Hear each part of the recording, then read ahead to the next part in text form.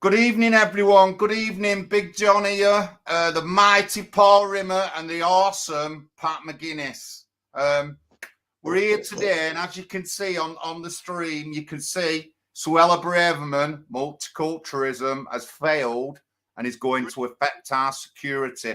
Now, you know, being in the scene and being an activist, I haven't seen so much talk about integration and multiculturalism in a good few years from the top level of our ministers and stuff like that. Obviously, normal people will say it, but we don't hear much of them. But it's a big talk now because everyone's seeing that multiculturalism has failed in the UK. We've got Indians fighting Pakistanis, which is nothing to do with us. We've got the absolute scandal of the rape gang crisis and political correctness that we've allowed to fluster and thrive in the UK for over 50 years, guys. 50 years. Besides that, we have honour violence coming from the very first documented honour violence in the UK was the torso on the train, 1969. Not done by anyone white, done by an immigrant. And these kind of honour violence things have continued throughout the years. About 5 years ago, we had the Banaz killing in Birmingham, where the girl went to the police a couple of weeks before she was found dead and said to them that she overheard she's going to be killed. The police did nothing. The police, I think, arrested about 8 people who got sentences, but they think there was up to 50 people involved in her death. 50 people, and only 5 to 8 were arrested and convicted of a death. And right through to just a couple of years ago, Sarah Hussein set on light outside her house in Bury, and all these have come through immigration and failed multiculturalism. But it's absolutely ridiculous. I'll just go through the chat. Evening, Rog, Budgie Burger, Mark Williams, thank you for the donation. One of our top donators, Mark, in the chat. Good evening, Serena. I hope everyone's all right. Please find our description, join our link. So I'm going to be putting in our Rumble channel link, and if people would please join the Rumble channel, Pat's Rumble channel. It'll be coming up in a minute.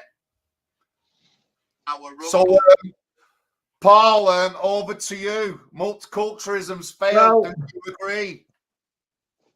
Multiculturalism is a big turn, and it's a big deal. It's about the complete overturning of our traditional English homogeneous Christian society and making it a mishmash, a kaleidoscope of different cultures, all competing with each other, supposedly living in harmony, supposedly integrating and assimilating, but assimilating to what? I mean, now within this, what has actually happened is through mass immigration, whole new communities have been brought into our country. Initially, they were small and they started to grow, and now they're reaching takeover proportions. I mean, we're looking at 4 million Muslims. We're looking at over 1 million Hindus. We're looking at, I don't know, 3 million Africans, Black Africans. So these are massive alien populations who've arrived in our country since the Second World War. Why did we invite them in? Who decided we'd have multiculturalism? It was an ideology to fracture our society. It was a hostile ideology. It was to create disharmony in our society so that the globalists could take control. Because when we're a harmonious society, a patriotic society, a society at ease with itself, who knows itself, the globalists will not be able to dominate us. But by bringing in these new communities, and let's say they're not new communities, they're really now become states within a state. They were hoping to break Britain and take control of Britain in their interest and the globalist interest. Now, why has it failed? Why is it now really in the casualty ward? It's because Islam has no place in multiculturalism. It can't be part of a multicultural society. Islam is a strong ideology. Islam is set in stone. It does not compromise. Islam cannot be made secular. I mean, what the globalists have done is tried to secularize Christianity, which means it becomes godless and impotent and toothless. They can't do that to Islam. But there's another aspect to it as well.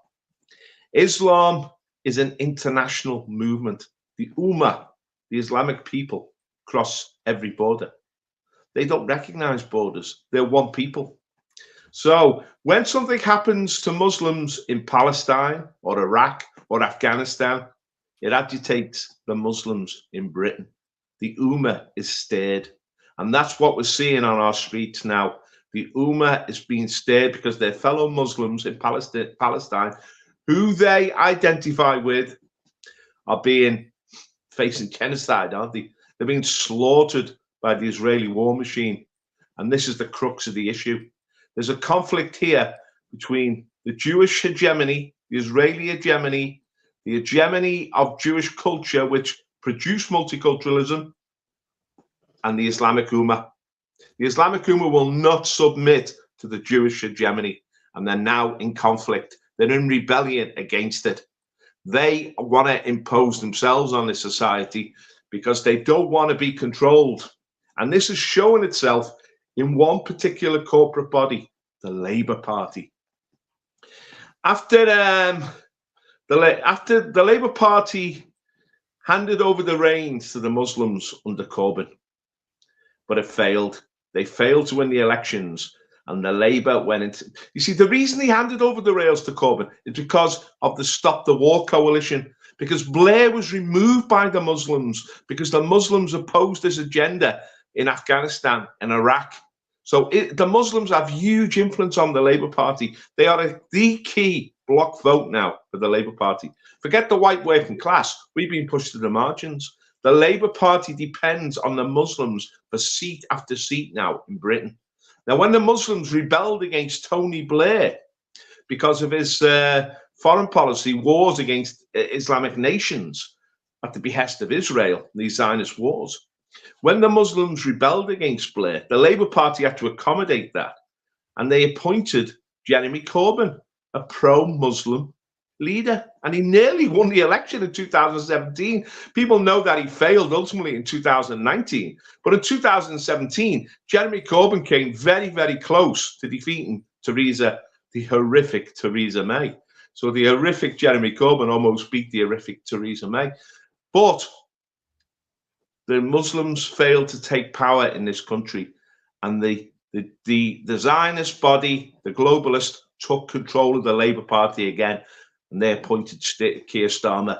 And Keir Starmer has totally put the globalists in all the positions in the Labour Party and driven the Muslims out. And the Muslims acquiesced in that because they recognised that they failed to take power in 2017, 2019, although they managed to kick out Blair and Brown. Now we see the Muslims are not happy with the way the Labour Party is supporting the Zionist agenda. They're more than unhappy. They're in open rebellion now. And this is a real crisis for the Labour Party, because the Muslims will not submit to the globalist Zionist agenda, and they're in open revolt. And we see this right across the country now. Muslim councillors are resigning in Blackburn and Burnley. It's gone over into Yorkshire. Labour are losing control of councils because Muslim councillors are resigning en masse. They're leaving the Labour Party. And the Muslims are demanding, they won't be silent on this issue, they're demanding the political power to stop this globalist Zionist agenda, which we're part of. We're part of these wars all over the world. We're being sucked in. You see, the West has now become, in a sense, the Jewish empire, and we're being sucked into these Zionist wars all the time. And we don't want to be part of it, but our voice doesn't seem to matter. The Muslims are really hostile to it, and their voice matters. And we've seen over the past 2 weeks, not just a massive stop the war demo like we had in London in 2005. We're seeing whoop, Muslim protest in town after town, city after city, Palestine flags here, there, and everywhere. They're really angry. They're really kicking off, and they're not going to stop, because this war is not going to stop, is it? I mean, unless the Israelis exterminate the Palestinians, this is just going to go on. And it's one war in the Middle East after another. I mean, you've got Hezbollah, you've got Hamas, you've got Iran, you've got Iraq. It's just a constant, perpetual turnover. Now, what is interesting is in the war against the Ukraine and Russia, which again is a Zionist war. The Zionists are back in the Ukraine. The Muslims weren't bothered. They had no horse in that race, as it were. But as far as the Middle East goes, the Muslims will just not accept it, because they are the Ummah. They're an international body of people. They're not British. They don't identify as British. They're not interested in Labour's domestic policy. They're interested in what Labour does to Muslims overseas. So the whole multicultural alliance, the intersectionality, where they all fit together, the gays, the Muslims, the blacks are always categorized as a pro-Labour group, you know, any other, the feminists, whatever agenda, they all fit together. Intersectionality, all behind the Labour Party, it's fallen away, because the Muslims won't be part of it.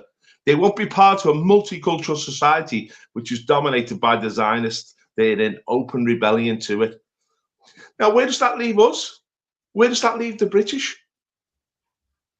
Where does it leave us? Pat, can you answer that?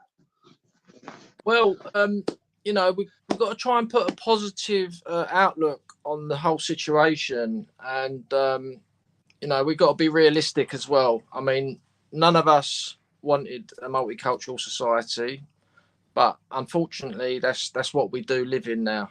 And at the moment, it's completely fractured. There's flashpoints coming up all over the place. Pakistani Hindus, Zionists, Palestinian Muslims, you know, white school children, English girls being raped en masse by Pakistani grooming gangs. We've had Brixton riots, Toxteth riots, Birmingham riots. You know, we had Bradford riots, Oldham riots. We had petrol bombs being thrown at the police in Edinburgh the other day. I don't know if people have seen that video on my Twitter. You know, that was seems to look like pretty serious disturbances in it. Who would have thought that in Edinburgh? It's just unbelievable. But like I say, we've got to try and you know, try and think something positive, because at the end of the day, you know, our mission is to stop immigration. We want to stop permanent settlement immigration, and the leadership of this party realises we're not going to be deporting legally settled migrants, but we do have some policies in place to help deal with refocusing our society into a British society.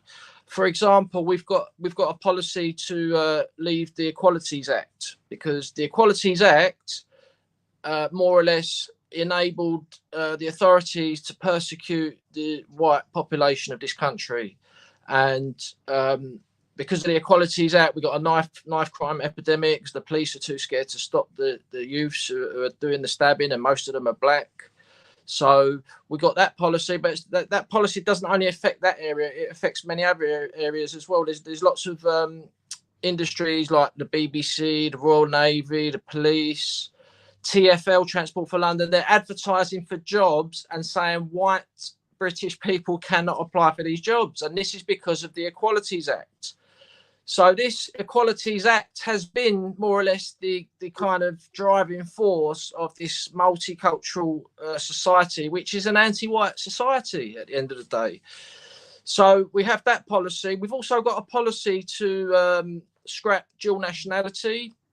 As we all know, we've got Sunak in power. We've got Cyrilla Braverman. She's an extreme Zionist maniac, and her husband's family are actually in the IDF at this moment. Then you've got Hamza Youssef in Scotland. He's got family in Palestine. So we've got all these conflicts like literally going on in the leadership of this country because of all these dual nationalities.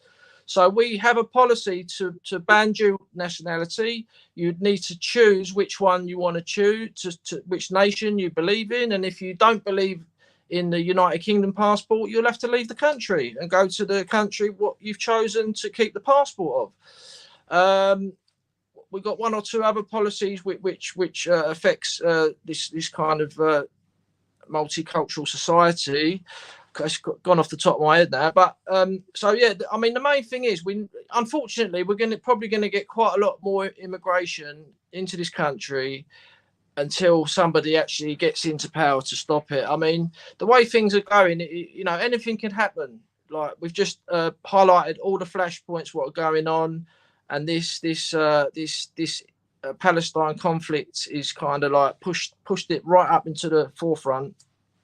And it's just unbelievable because you got all these people who are saying they're against globalism. Well, that's another policy we've got. We want to leave NATO. We want to leave the IMF. We want to leave the WEF. We want to leave the WHO. We want to leave the UN. And these are all anti-white globalist organisations what are running the Western world and a lot of the rest of the world as well. So you got all these people who are supposed to be patriots, like, you know, all these people on GB News, Farage, all the Farage's cronies, all the presenters, and they're saying we're against the establishment, we're against globalism, and then all of a sudden, you know, Israel invades Gaza, and all of a sudden, Sunak, Starmer, Macron, Biden, all the usual suspects of globalism want to invade Palestine. Well, they have invaded Palestine, and all these people who say they're against globalism are backing them up 100%. And what's going to happen? We're going to get another flood of refugees into Europe, and it is just unbelievable that they cannot see the bigger picture, what is going on. We need to stay out of these conflicts, like Paul said. We need to completely stay out of foreign wars. Ukraine, Palestine, shouldn't have gone into Iraq, shouldn't have gone into Afghanistan, shouldn't have meddled in Libya, shouldn't have meddled in Syria. And the quicker we get a nationalist government, a Christian nationalist government, the better. Because can I just say, Pat, in 2016, right, there was a significant pushback against multiculturalism. That's what Trump was about. That's what Brexit was about. You see, because there was a realization amongst the indigenous peoples, the white people really, of the nations, that they were being displaced, they were being replaced, they were being dispossessed, their land was being taken off them. And the people who were taking their land off them, and the new ruling class, which was essentially a globalist Zionist ruling class, were not doing a good job. This is the Achilles heel of really the whole globalist Zionist agenda. They cannot do a good job.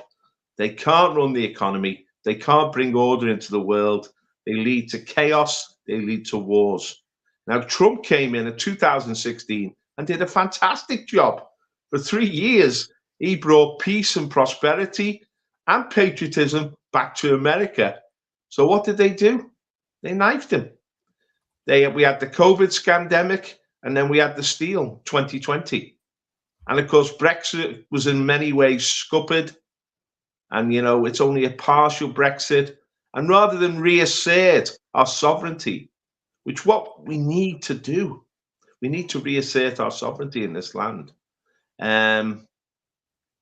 Rather than that happening with Brexit, we've got to sort of, we've handed over power to the globalists.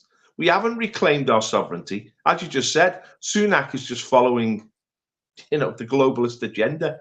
Now, today in his speech to Parliament, he's promised to control immigration. Let me promised that for decades, and it's just not happening. There has been no, in fact, immigration has got worse and worse under the Tories. Yes, just let me finish what I was going to say. So we got a number of policies to bring this country back to being a one cultural British nation. Like we got a Christianity policy. This country should be a Christian country. Obviously, there's going to be large amounts of people in this country who are not going to be Christian. But generally, we need to, like, the direction our country should be going is in a Christian direction. We've got a policy to slowly reintroduce Christianity to the education system. Obviously, I said scrap the Equalities Act. The veterans policy, you know, all this stuff about the cenotaph going on at the moment. We need special rights for veterans. They should be. We've got a policy. They should be at the top of the housing list for social housing. They should be at the top of the list for NHS operations. Also, where's the other one gone? So yeah, the Christianity policy, anti-globalist policy. So we got to be honest, and you know, we live in a multicultural society, but we got to kind of make it clear. We got a religious buildings policy as well, which basically says no more construction of foreign religious buildings, because we've got more than enough of all the other religious buildings in this country. And for example, the growing Muslim population, if they want to build more mosques, they would have to be told, look, you're not going to be building a mosque here, any more mosques. You'd have to go to a country where that is the norm in that country.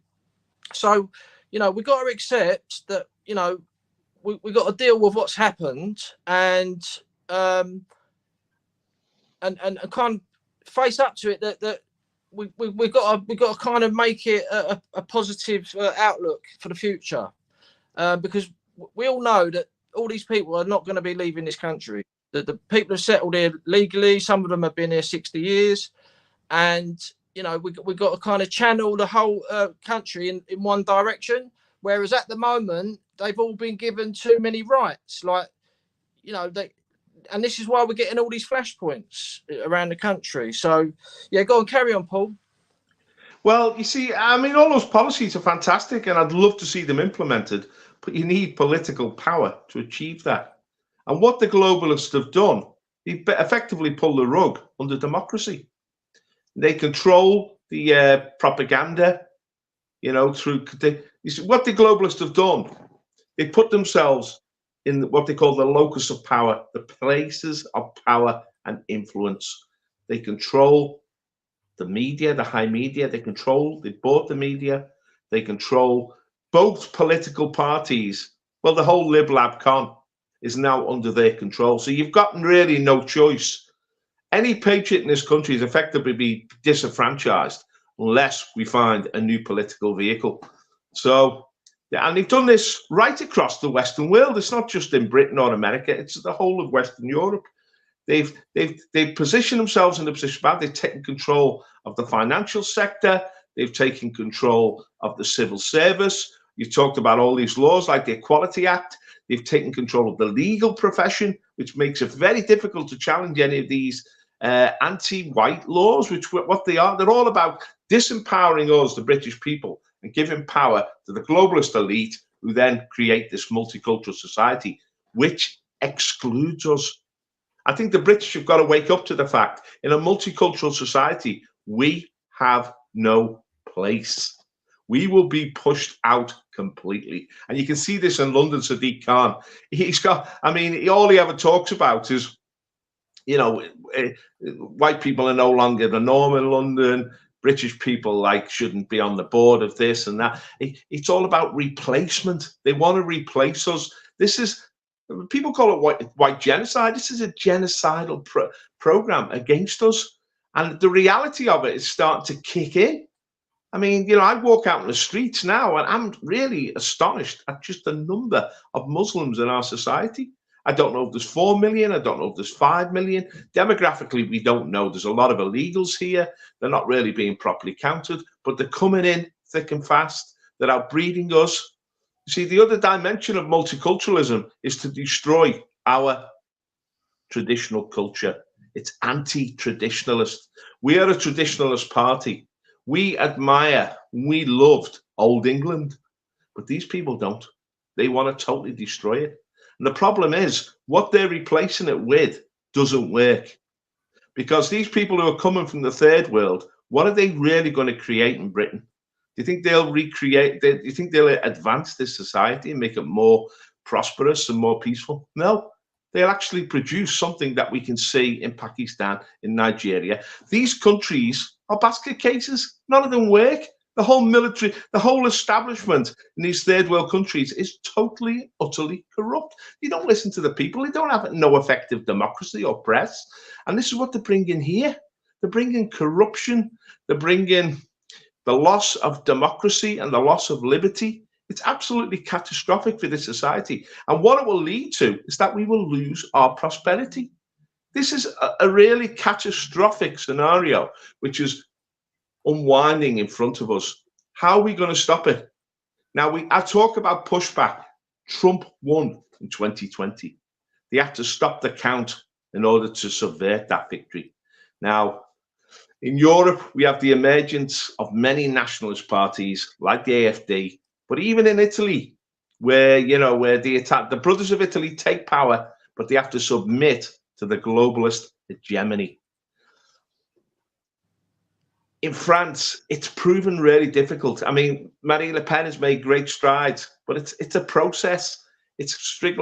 What is really going to shake the globalist agenda, the globalist hegemony? This word is really important, hegemony, dominance. The globalist dominance of the world is that there are civilizations such as the Chinese civilization, Russia most notably, the Islamic civilization, the Hindu civilization, who will not submit to this globalist Zionist empire.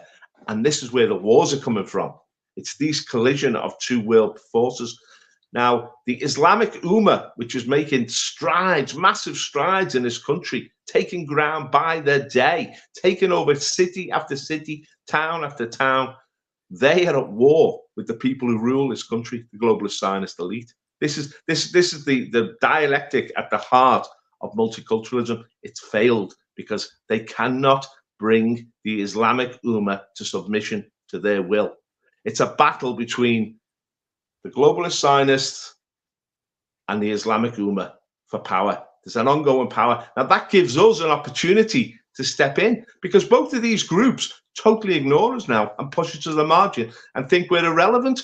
We have to reassert ourselves.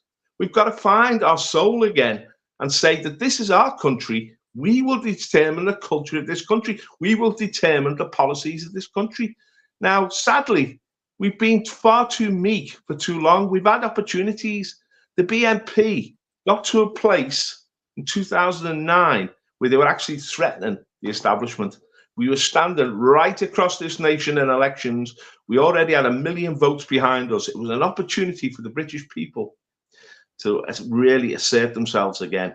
They didn't take it. In 2015, UKIP, for all its failings, was a rebel group. It is not part of the LibLab Com. Although you might, there's different views of UKIP. There was certainly a challenge to the LibLab Com. But in 2015, they got 4 million voted. They got 6 million. They would have got 80 MPs. They were a formidable force, and who gave it all away to Tories again? Well, they become a one-trick pony. The big thing was the referendum. They wanted us to Brexit. They didn't see really beyond Brexit. I mean, I think they were conned by Boris Johnson because he came across initially as a sort of right-wing radical, but in power. Once Biden got elected, he was just another globalist, and it probably always was just another globalist. There's a lot of conning going on, a lot of kidding. Yeah, so I just want to add a couple of things to what I was saying before. So there's other things like restoring British history. I mean, we all know that they're tearing down statues, they're changing road names, building names. It's happening on a rapid scale, especially in London under Sadiq Khan. So one of our policies is, restoring British history. Also, another important thing is, like, I don't know what it's like in your councils, but when I get a letter from my council, they type it out in about 10 different languages. Now, that is what you call a multicultural society, and it's a disgrace. So we need to assert ourselves. And I know what you said, Paul. You're true in what you said. Like, we're a small party. We've got good policies. And it's not going to be effective at this stage, but everybody in this party needs to hold their head up high, and we are actually trying to do something. I know we're a minuscule party at the moment, But we don't want to join parties like Reform or UKIP or Heritage because they're all Zionist parties. They're all going along with the globalists invading Palestine. They want more refugees into the country. So we're a Christian nationalist party. We believe strongly that that is probably one of the biggest things why we've slid into this dark multicultural society, because they remove Christianity for them to enable them to do it. So, yeah, those are the two things I wanted to add to it. And but we got to keep going, and everyone should be proud in this party. We're getting new members all the time. Gerard Fisher just said he wants to join, and we've got a leafleting session coming up in Richmond. Another new candidate we've got. Angie's doing well in the Wirral, and we're doing our live streams every week. Paul Rimmer leading the conversation. John's doing a great job leading the party. We're doing well. And, we've just, like, I'll be honest with you, I said this to someone the other day, like, I felt that the kind of nationalist right wing was kind of coming together. You had the Cantor Jihad side, and they were sort of like getting closer to our side. But then this thing's happened in Palestine, and it's caused a big division, because I don't want to see Palestinian flags or Israeli flags anywhere near the cenotaph. Yeah, this is for British soldiers. This event on the weekend, it's not for any other country. And there's going to be problems down there at the weekend. And I advise people not to go down there, because you're either going to get arrested or you could get seriously hurt in violent confrontations, because the media are now calling all the far right protesters far right, and the Palestinians are no longer extremists, they're protesters. So the right wing's now the extremists in the papers. I don't know if anyone's seen it. And this is another example of multiculturalism gone wrong. John. Well, yeah, honestly, it's shocking. And the Rock has just said something in the chat. If people haven't been watching it, there's been a documentary on telly, and it's about grooming kids to sell drugs.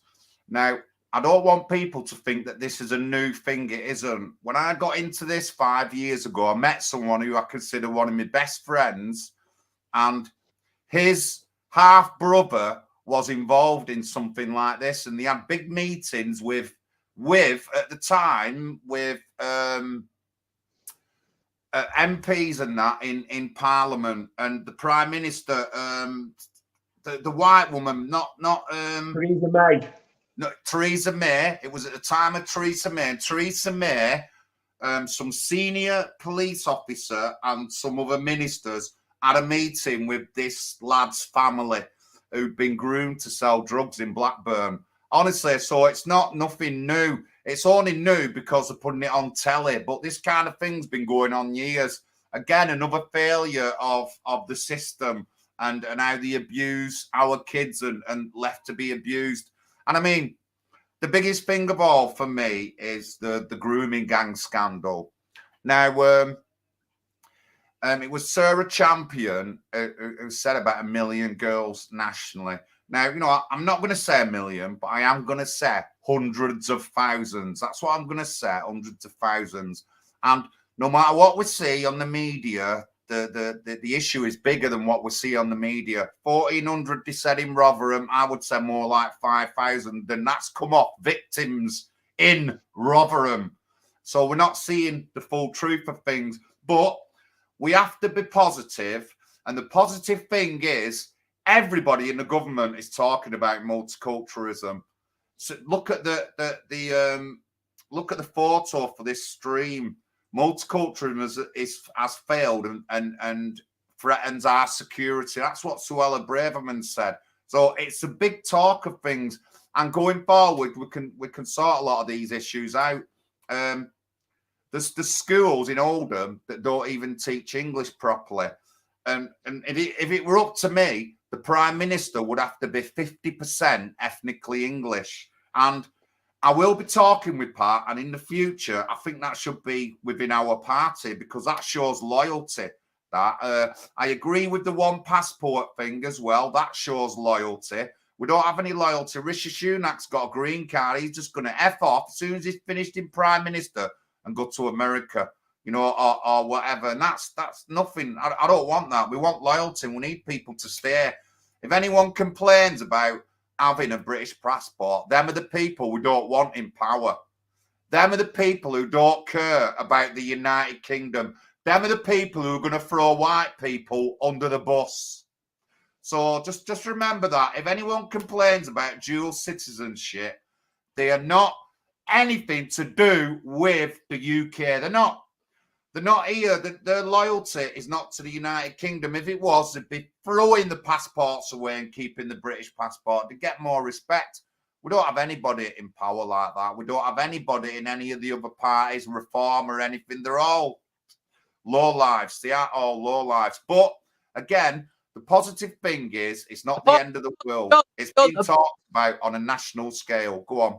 John, apart from me and you, we've given up our dual nationality because we love this country and we're trying to set an example. I can get American citizenship if I want, and I'm not going to take it because I don't believe in it. Same with John. John could get Jamaican. And we are proper Christian nationalists who want to actually, you know, guide this country in the right direction. And, you know, I believe we can save this country if we can manage to stop permanent settlement immigration, make it illegal to give out UK passports, stop accepting refugees, which is destroying our country. Eventually, we can get back to some sort of sensible society, as long as the people respect that this is Britain. It's not going to be a multicultural society anymore. It's going to be one religion dominating. We're not going to be having our leaders saying, oh, we're celebrating Diwali this week and we're celebrating Eid the next week. No, it should be Christianity only, in my opinion, Paul. Can I just get something in? And I don't know if people have seen Keir Starmer this week. 1 minute he's with Poppy on. The next minute, when he's saying Islamophobia Day, he's got no Poppy on. And people are going to vote for him.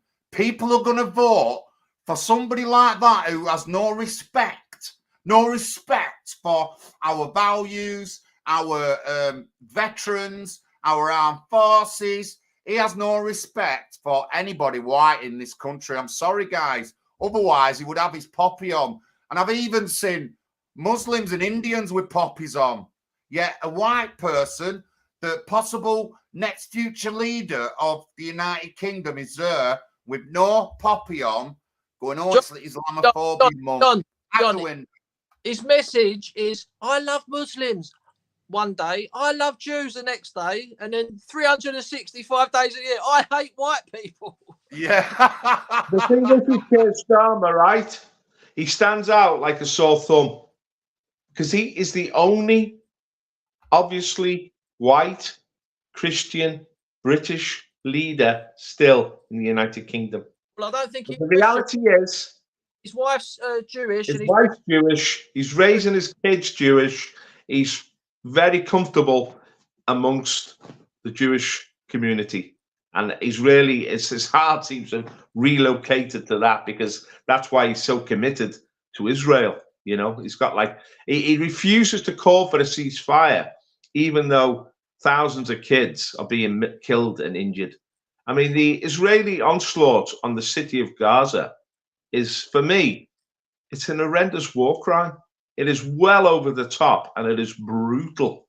And I can understand why the Muslims are really angry about it.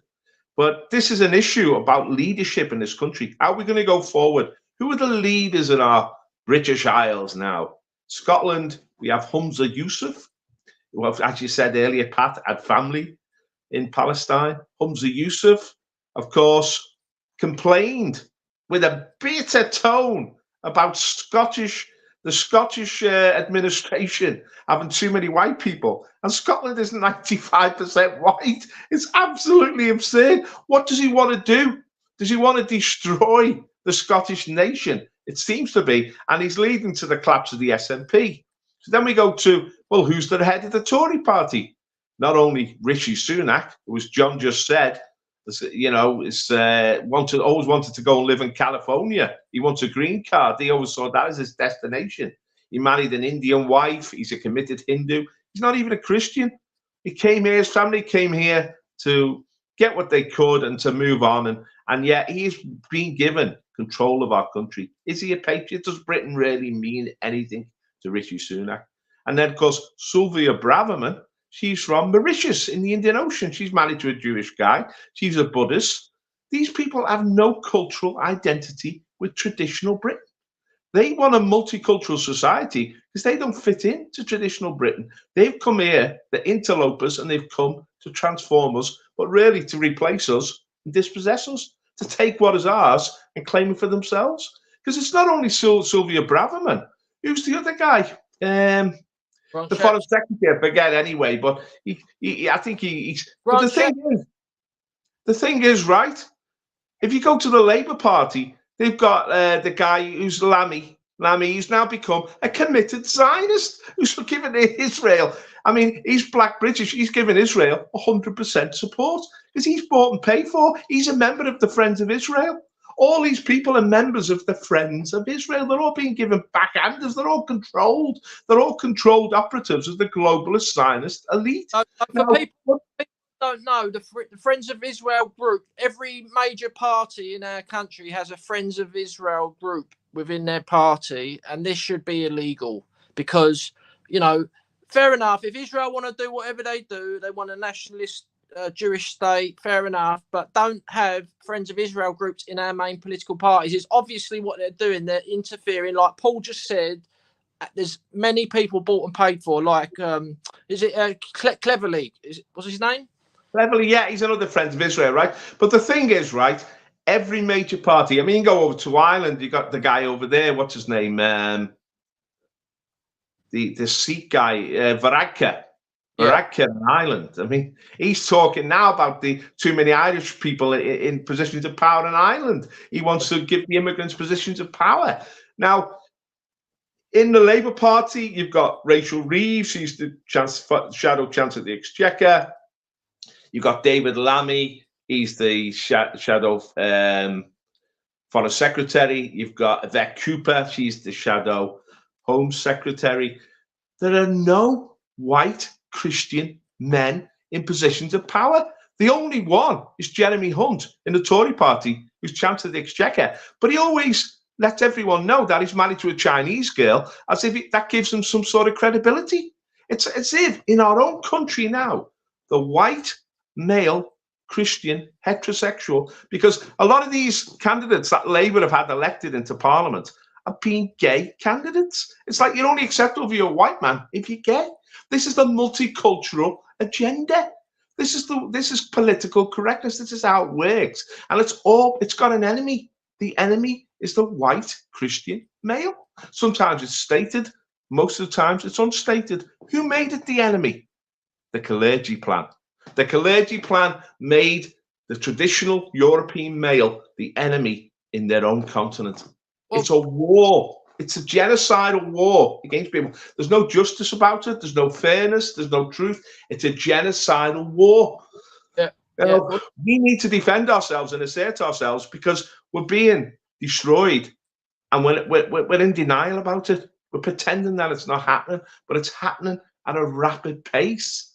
Now, I mean, at the end of the day, you've got all these cancer jihads people who keep saying the Muslims are the greatest threat to our country. But where's the anti-white agenda coming from within the media?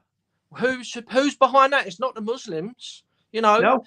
The Muslims are not behind any of these agendas. They're not behind transgenderism. They're not behind pushing sexual perversion. They're not even behind the attacks on Christianity and the undermining of the churches from within the churches. They're not against any of these agendas. The Muslims have got their own agenda. They're traditionalists towards their own civilization. I don't believe it really should have any place in this country, but it's here. Yeah. And it's asserting itself, but it's not a threat to our very well-being. This political correctness, which is about replacing and dispossessing the traditional European societies, this is an ongoing threat. And it's called a Kalergi Plan. The heart of multiculturalism is the Kalergi Plan. Now, look. Anti-whiteness. Political correctness is anti-whiteness. That's what it is. Yeah. Now, we're a party. We do not believe in race. We don't believe the human species is divided into subspecies of different races. We believe we're all one on this planet. We are a Christian party, so we believe in the love of for your neighbor. We believe, but first of all, the love of God. We have no hostility to anybody of any race, or well, sorry, any color or any religion, but we will not accept a constant attack on traditional European society, because we value that society and we appreciated it and we thought it was fantastic. You know, we're an open society. We're not a closed society. The borders have got to be strong, but they don't have to be completely closed. We have a certain amount of, we're open to the world. And of course, we have an inherited from the empire. Now, I was a member of the BNP, right? I wasn't hostile to anybody from any other part of the empire. They were my friends. The people from the Commonwealth are my friends. But that doesn't mean that I lose my rights in my own country to be myself. This is what the equality agenda was all about. It's about taking away our right to defend who we are, because our traditions have got to be reinvigorated. Our way of life has to be reinvigorated. We've taken far too much in this country and we've submitted far too meekly. Can we reclaim ground? Can we get it back? We're going to have to fight, mate, because this, as Patrick said earlier, it's a genocidal war. Somebody said, you know, the United Nations says replacing a native people is genocide, because they won't stop. They won't stop at what they've already achieved. They won't stop until this country has been utterly and totally transformed. Now, the only break on multiculturalism and the globalist Zionists is the Muslim threat. Because and you're seeing this now with Tommy Robinson, if they feel that the Muslims are going to overthrow their agenda and displace them as the elite in control of this whole of the nation, they will empower again some so-called white nationalists. They will empower the likes of Tommy Robinson to fight the Muslims on their behalf, because their only goal is to have control of this. But they're making a mess of it. So their control all the time is under threat. Now, what we have to do is dispossess both the Muslims. Well, the Muslims really, as you say, they're not in control. They've tried to assert control. They took control of the Labour Party, but they've lost it. The globalist Zionists are still in control, and they're leading us into war after war. Now, it's not just that they're going to be undermined within Britain. They're going to face defeat. And this is the real crisis of multiculturalism. They're going to face defeat abroad. They really lost in Iraq. They've lost in Afghanistan. They're losing in the Ukraine. As they lose war after war, as the economy goes into serious difficulties and people's prosperity is undermined, people start to challenge them and say, why do we have this internationalist, globalist, multicultural society? Why can't we put the British people first? Let me just add to that thing about Zionism. So you got a hell of a lot of people going down to the cenotaph on the weekend, and they don't realise how damaging. I mean, I'll be honest, right? When I was in the BNP, Nick Griffin was talking about Zionism 24/7, and I thought he was talking about it too much. I was still a loyal member, I still believed in the party and everything, but I felt still today he may have talked about it a little bit too much, but he was 100% right. Zionism has been vehemently anti-European nationalism for decades. They have basically prevented any Western nation in Europe allowing a nationalist government to rise up and take control of their country again. And so all these so-called patriots, they're all like getting behind Israel, and these are the people what have destroyed Western Europe. These are the globalist organizations that have more or less inflicted the anti-white agenda, basically criminalized having white British group identity. And I just can't believe that they're falling for it again. I mean, we had 9/11. Everyone's had so much time to study 9/11. Israel was behind 9/11, there's no doubt about it. And like you said, they invaded all those countries, Iraq, Afghanistan, and we lost. Well, not well, we did. We lost a lot of soldiers. America lost thousands, all fighting for Israel, and now it's happening again. And now this is why I don't want to go down the cenotaph, right? Because I feel if I go down there, I'm going to see loads of Israeli flags, and I'm thinking, this is not about Israel. This should be about British soldiers only. So I don't want to be involved with it. And the guy who's heading it, Tommy Robinson, I'm not a fan of him. I've never been a supporter of him. And personally, I think Tommy Robinson is anti-white. He's pushing an anti-white agenda. He pushes multiculturalism. He just blames the Muslims. And he basically calls any group who has a white-only policy Nazis. He famously said in the Charlottesville Save the Statues that he would have stood with Antifa against the white Americans trying to save their heritage and their traditions. I mean, I don't understand how anyone can follow someone like that if they call themselves a nationalist. But so the Zionism is a big problem. And for centuries, Jewish people never had a nation. They wandered around. And in Judaism, it is a violation of Judaism to have a nation for themselves. It's plain and simple in their books. So the Rothschilds created Israel. It's caused a massive problem. We're nearly at World War III. I mean, even before this, when Trump ordered the execution of that Iranian commander, that was a war between Israel and Iran, and America would have backed Israel. So, you know, we need to get away from these Zionists, and people need to wake up, and people going down to the cenotaph. But some people just can't look into things, and we've got to also understand that some people are not that interested like we are. You know, we're into politics 24/7, and some people just they can't see it. But this is where I suppose people like you, Paul, you're very good at educating people. You know, Nick Griffin and many others have educated a lot of people about these issues. John, do you want to add anything? I will. Be positive, ladies and gentlemen. Be positive. There's two ways we can sort this out. We can either go down the political route and vote, or we can go down the route of just kicking off in the streets, which isn't going to lead to anything except for people getting arrested or killed or beaten up or whatever. I don't think we should be doing that. Should be going down the political route. Now, you know, I get what Pat says about certain people within the movement. They could use their influence to get people to vote, but they don't. They might think it's wrong, but they're not doing enough for me. You know what I mean? And I'm into the political route. I don't think I'll be doing anything in the rest of my life except for local counselling or possibly higher if I can get higher. That's all I'm going to do. I'm focused. Nothing's going to hold me back or anything like that. I'm absolutely one-track focused, and that's what I'm going to do. I mean, I'm making differences in Oldham. People are talking about issues that they didn't talk about 2 years ago because I talk about them. So, you know, that's the way I'm going. Ladies and gentlemen, if we didn't already know, but multiculturalism has failed dramatically in the West.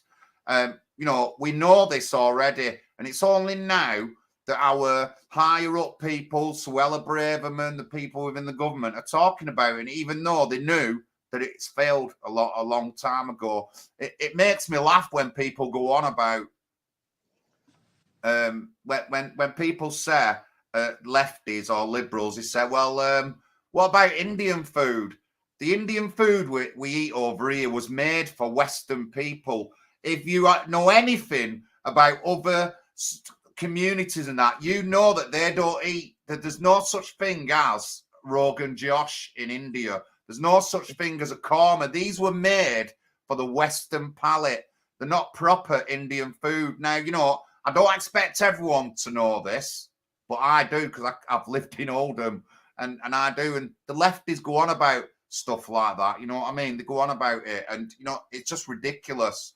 And, you know, I wouldn't say, I've got to say, we haven't gained anything from the gains from multiculturalism in a positive way is less than the gains in a negative way. We'll just say that. Let me say this, John. There, right? Now, Britain has a history of accepting certain groups of people. The Huguenots came here. Even the Jews that came here from Eastern Europe integrated in society to a large degree. A lot of them actually forsake Judaism. You know, the Poles came here in the Second World War and fought for the RAF, and I know a lot of people who've got Polish background, you know. After the Second World War, we had immigrants like your dad who came from Jamaica, and they integrated into our society. They were Christians. They had a similar culture. And like I've had a lot of West Indian friends who played cricket, they played dominoes. They were good friends of mine. We were easily to assimilate with them. They didn't have a political agenda. They didn't have an agenda to take over. Somebody was using them, I believe, but they didn't have an agenda themselves. What we have now is something very different. We have a huge multi-million block of people of an alien culture coming into our society with no intention to assimilate. No intention to give up their culture. And why should they? Because they value their culture. They have a very different culture from us. For example, our holy day is Sunday. This could be Friday or Saturday. They don't go together. And they don't want to intermarry and integrate unless it's on their terms. They don't want to be part of our society. They don't want to join in. They don't want to get that British passport to treasure it in their heart. They want to use it as a means to an end to further their power. And this is the problem we've got. We've got different groups in society now competing with each other for power and influence. And this is what's undermining multiculturalism. We could accept a certain number of people as long as they assimilated and joined us and become our friends. As I say, the people from our Commonwealth were our friends. But once it becomes a form of invasion and takeover, it's a threat. People feel under threat. I think one of the reasons why the British are so much in denial about what's happened to them over the last 60 years is they're frightened of the future. But we have to, as Pat said, we have to present hope in this situation. The hope is that the British heart is still alive and is still beating. And we have to remember what a great nation this was, what a great people the British are, what a benevolent and how much we benefited the world. You think of every game, cricket, rugby, football, it all comes from this country. You think of parliamentary democracy, the respect for human rights, the respect for individuals. It all come out of British history. We exported it to the world. We've exported prosperity to the world. We exported, and we were essentially a people of peace. We were willing to fight if we need be, but we created order and we created law and we got rid of piracy and slavery. So there's a lot of great things about this nation. Don't let it all go. That's my message to the British people. Join a party that's prepared to reinvigorate the British soul. Pat? Yeah, I mean, I'd just like to tell the viewers, you know, I don't agree with immigration. I wouldn't have allowed any. You know, the only exception I would give is for marriage. But you know, what has happened is colossal. What's happened to this country, and we can't reverse it. And we you know, I know a lot of good ethnic minorities, but there's a hell of a lot of not so good ones as well. But at the end of the day, you know, we need to, you know, give some sort of hope to the people. And you know, when I go knocking on doors, these immigrants or settled immigrants, they agree with everything we say. They want immigration stopped, and most of them do respect this country. And we got to deal with it. If we want to get power, we need to get some of those voting for us. And they do vote for me. I know they have. I've had quite a few vote for me. So at the end of the day, you know, our party's not a ethnocentric party, an all-white party. Obviously, it's not like that. But, you know, we're not going to go down that road. There's nothing wrong with going down that road, ethnocentric. You know, there's nothing morally wrong. But, you know, it's not going to work in the political political world, because when you're running in elections, you know, you got all different sort of people in the ward, and our country is so mixed up now. You know, I didn't want it to happen in the beginning, but it has happened, and we've got to face up to it. There's a lot of parties on the right who are living in a fantasy, in a little bubble, and they think that they're just going to have an all-white country again. It's not going to happen. You know, we've got to face up to it, and you know, individually, there's a lot of good ethnic minorities, but as I said, there's a hell of a lot of not. But we need to push forward, and we need to get the first target is for our sort of people, our sort of parties, is to get rid of the Lib Lab Con, and they are falling quickly. The Muslims are Labour in droves. They're not going to go to the Tories because they've led the charge in Palestine as well. And you know, the Tories and the Labour, they've got a very small percentage of the votes. You know, every ward you go to, in my ward, there's 6,000 people who don't vote.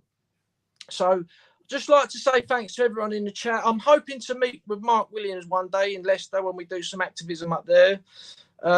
Gerard Fisher and Big Vinny might do some leafleting with me down in Richmond coming up. I would like to ask everyone, if they can, anybody watching, please go over to Rumble. We've got a channel on Rumble, National Housing Party UK. Please go over there and subscribe, because Rumble is much more free speech than YouTube. We don't know, because for all we know, we might become really popular and lots of people join our party, and then, you know, we might lose our YouTube channel. So please go over to Rumble and subscribe. Thanks to everyone in the chat, everyone who sends in donations. Thanks to all the new members who've joined. And everything's going well, guys. And, you know, we're Patriots. We're Christian Nationalist Party. We're just doing something, you know. We're not a massive party, but we should be very proud of ourselves. Every single one of the people within our party should be proud. Proud and loud. Over to you, John. Thank you, Pat. Thank you. Chat's been very lively tonight. Thank you, Yakov the Truth. Very interactive in the chat there. Some good things that you've said. Everyone else, Big Vinny, Claus Saxon, Mark Williams, thank you, everyone in the chat. The Rock, Serena, good to see you. My mum's good, thank you, Matt. Actually, she was at dentist today, but it's a month early. I just so tired, I forgot, but she is good, thank you. Aunt Sally, good to see you this evening. Anyway, ladies and gentlemen, I put the National Housing Party link in. I put our Rumble link in the chat. Please check our descriptions. Join our other social media pages. We're on Facebook, YouTube, VK.